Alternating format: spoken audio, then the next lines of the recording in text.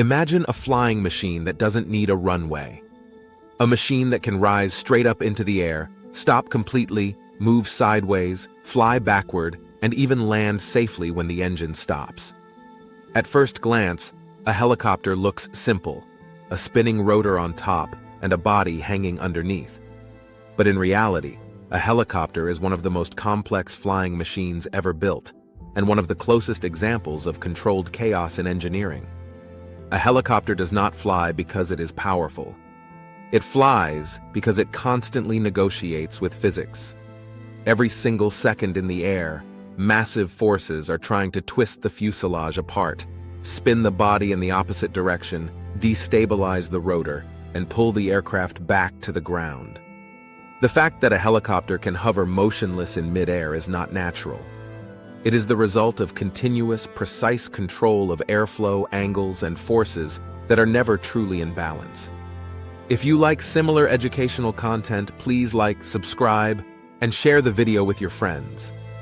The key to understanding how a helicopter works is realizing that each rotor blade is not a propeller blade, it is a rotating wing. Every blade has an airfoil shape, a leading edge, a trailing edge, and a carefully designed curvature that allows it to generate lift. The difference is that instead of moving forward through the air like an airplane wing, a helicopter blade moves in a circular path, constantly changing its speed relative to the air around it. As the rotor spins, the blades accelerate air downward. According to Newton's third law, pushing air down produces an equal and opposite force upward. This is lift. But lift alone is not enough. The rotor must generate just the right amount of lift in exactly the right direction, while compensating for forces that would otherwise make the helicopter uncontrollable. Unlike an airplane, a helicopter never flies through clean, stable airflow. The air beneath the rotor is turbulent, constantly recirculating, and changing with every movement of the aircraft. One side of the rotor disc is always moving faster through the air than the other.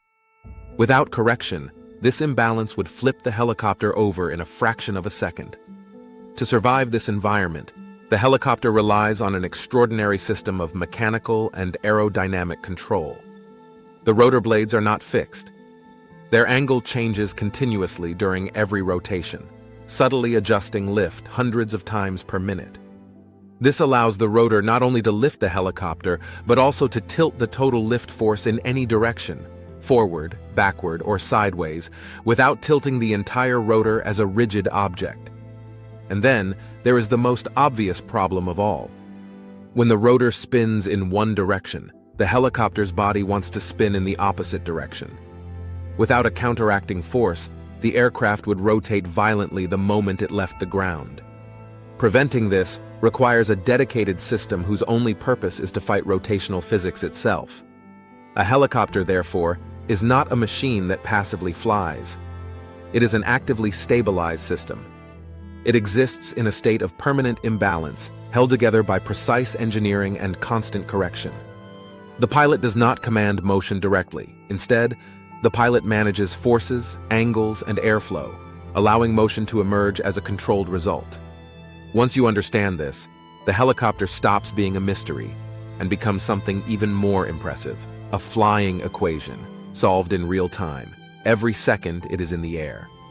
At the core of every helicopter is the rotor system, and understanding it means letting go of the idea that a helicopter is simply pushed into the air. The rotor does not push the helicopter upward like a fan. It creates lift in the same fundamental way an airplane wing does, by accelerating air and creating a pressure difference across an airfoil. The key difference is that a helicopter's wing is constantly moving in a circle. Each rotor blade is a long, narrow wing with a carefully designed airfoil shape.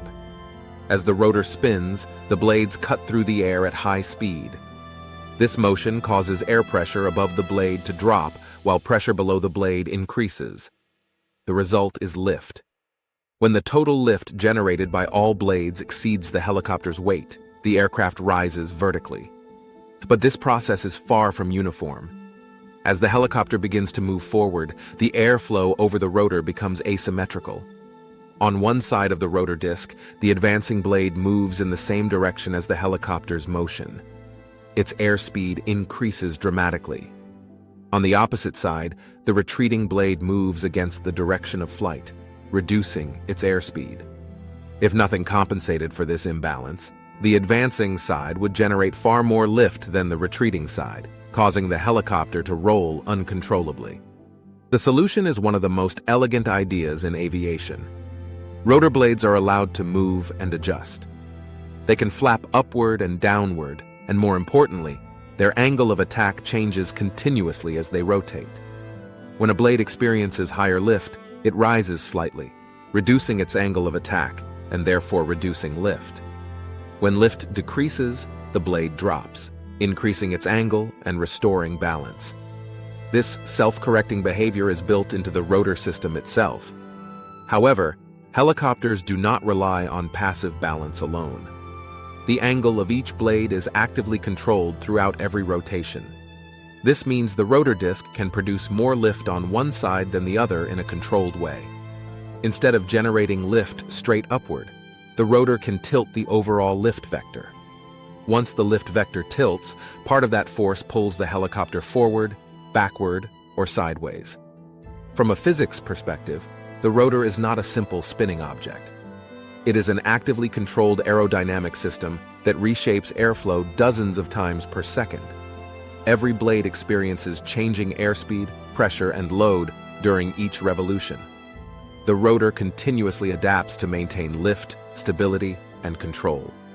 This is why helicopters can hover, translate laterally, and fly backward, maneuvers that are fundamentally impossible for fixed-wing aircraft.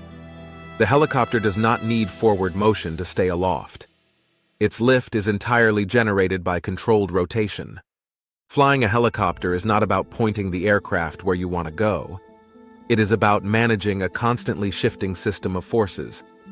This is why helicopter control feels unnatural, even to experienced airplane pilots. The core reason lies in the gyroscopic nature of the rotor. A spinning rotor behaves like a massive gyroscope. When a force is applied to a rotating system, the reaction does not occur at the point of application. Instead, it appears roughly 90 degrees later in the direction of rotation. This phenomenon, known as gyroscopic precession, defines how helicopters are controlled. Any attempt to tilt the rotor must account for this delayed and displaced response. Because of this, helicopter controls do not directly move the aircraft. They change the pitch of the rotor blades at very specific points in their rotation. The mechanical system translates pilot input into precise, timed adjustments of blade angle. These changes alter lift distribution across the rotor disc, and only then does the helicopter begin to tilt or move. This creates a critical consequence. No control input acts alone. Increasing lift to climb also increases torque on the fuselage. Tilting the rotor to move forward reduces vertical lift and demands additional power. Changing direction requires simultaneous adjustments across multiple control inputs. Helicopter flight is therefore a continuous balancing act rather than a sequence of isolated commands. The most demanding flight condition is the hover. When a helicopter hovers, it does not benefit from forward airflow or aerodynamic stability.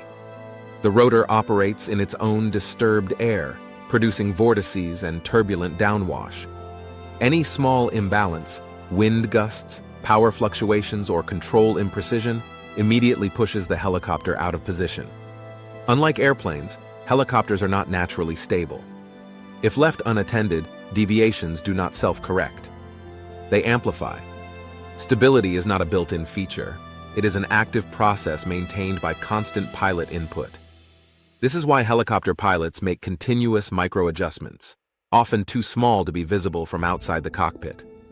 From an engineering standpoint, a helicopter is a dynamically unstable system kept under control by human feedback and mechanical precision. The pilot becomes part of the control loop, interpreting motion, predicting delayed responses, and correcting them in real time. This is why helicopter training focuses less on memorized procedures and more on developing intuition for forces and timing. When everything works together, pilot, rotor, airflow, and mechanical systems, the helicopter becomes capable of extraordinary precision. It can remain stationary in midair, move laterally without turning, and operate in confined spaces that no other aircraft can access. The final challenge a helicopter must overcome is torque. When the main rotor spins, it produces not only lift, but also a powerful rotational force that tries to spin the fuselage in the opposite direction. This effect is immediate and relentless. Without correction, the helicopter would rotate uncontrollably the moment it left the ground. Most helicopters solve this problem with a tail rotor. Its purpose is not propulsion, but balance. The tail rotor generates a sideways thrust that exactly counteracts the torque of the main rotor. This force must constantly change. Any increase in engine power requires more tail rotor thrust. Any reduction requires less. Directional control in a helicopter is therefore inseparable from torque management. Some helicopter designs eliminate the tail rotor entirely. By using two main rotors rotating in opposite directions, the torque forces cancel each other out. Other designs use enclosed airflow systems that stabilize the fuselage without an exposed tail rotor. These solutions reduce noise and improve safety, but they also increase mechanical complexity. Despite decades of innovation, the classic tail rotor remains the most widely used and most efficient solution. One of the most misunderstood aspects of helicopter flight is engine failure. Unlike airplanes, helicopters can remain controllable without engine power through a maneuver called autorotation. When the engine stops, the rotor is no longer driven from above. Instead, upward airflow caused by the helicopter's descent keeps the rotor spinning. The blades are adjusted to maintain rotational energy, allowing controlled flight all the way to the ground. During the final moments of landing, the stored energy in the rotating rotor is converted into lift, slowing the descent and enabling a safe touchdown. Autorotation is not a last-second miracle. It is a predictable aerodynamic state trained by every helicopter pilot. It demonstrates that a helicopter does not rely on power alone, but on controlled airflow. Despite their versatility, helicopters have firm physical limits. Forward speed is constrained by the imbalance between advancing and retreating rotor blades. At high speeds, the retreating blade can no longer produce enough lift, creating dangerous vibrations and loss of control. This is a fundamental aerodynamic barrier that no amount of engine power can overcome. Altitude and temperature impose additional limits. As air becomes thinner, the rotor has less mass to work with. Higher temperatures, heavier loads, and greater altitude all reduce lift margin. Helicopters can operate in extreme environments, but always within strict physical boundaries.